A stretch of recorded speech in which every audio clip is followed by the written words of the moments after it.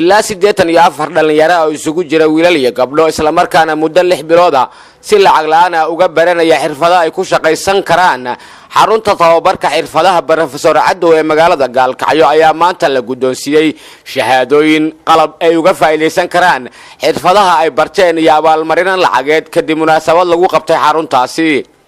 munaasabada oo ay ka qayb galeen mas'uuliyiin ka tirsan Galmudug saraakiil ka socota hay'adaha tababarkan fulintiisa iska kaashanaya ee GSA Norisum Ima iyo Adra ayaa waxa ugu horeyn ka hadlay Cabdullaahi Cumar Kaahiye oo kamid ahaa mas'uuliyiintii hay'adda GSA waxa uu faahfaahin ka bixiyay xirfadaha ay barteen dhalinyaradu hadda wuxuu ka kooban yahay dhismihiisu sida la idin sheegay waa 4 takhasus oo rasmi ah iyo mid aan hadda ku kordhinay oo asagana dhaqan galay 4 hore waxay ka kooban yihiin qaybta korontada kubada salaxmada iyo mutaleelka qaybta bulkeetiga iyo domesticada oo iyadoo 2 takhasus ka kooban qaar kamid ah dhalinyaradii ka faa'iideystay tababarka ayaa ka hadlay dareenkooda sida uu yahay anigoo ka hadlaya dareenkayga oo hadlaya ardayda ka timid gobolka Hiiraan waxaan mahad ballaaran u celinayaa aqoonyahankii iyo waxgarkiisa oo wali xarintan xirfadaha Professor Cadow lagu tababarayo dhalinyarada Soomaaliyeed ee dagaalada sugaya mustaqbalkooda xiriir geliyaan ayagoo aan haysanin ama aan helin wax shaqo ah anigoo magacaygu yahay Ismaaciil Xuseen Maxamuud kuna hadlaya magaca ardayda gobolka Galgaduud waxaan halkan salaan iyo mahadcelin uga dirayaa waxgaradkii iyo aqoonyahankii soo diyaariyay xaruntan tababarka xirfadaha Professor Cadow waxaan ballan qaadaynaa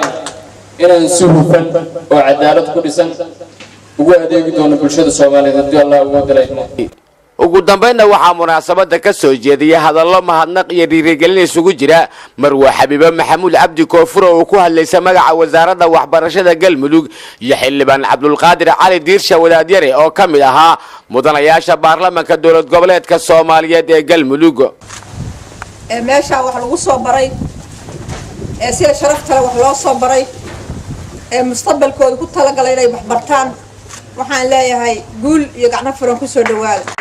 niyadaas birta aad muujiseen oo maanta dhagaxan dhexdiisa aad ku barateen shahaadooyinkaas aad ku qaadateen